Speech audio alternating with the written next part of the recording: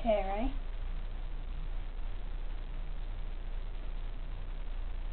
There we are.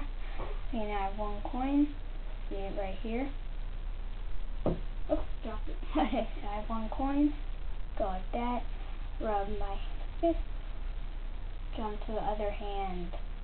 Do you want to see the tutorial for that? I'll show you. Here it is. Okay, now for the first trick, what you want to do, you want to hide the coin right here. Okay, and just use your fingers to just pop it out, like that. So, here's how it looks, like that. And what I like to do is I like to just use my index finger and finger next to it to pull it out, and then use my thumb to show it. Now here's a beginner's trick. It's very simple.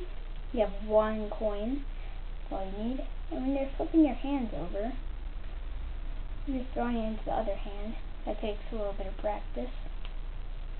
And just warning you, don't perform it until you have it nailed. Okay, the reason why is because every time I perform this trick, everybody asks for me to do it again. So, and sometimes when I do it a second time, I mess up. So, hopefully, you can do this. Thanks for watching.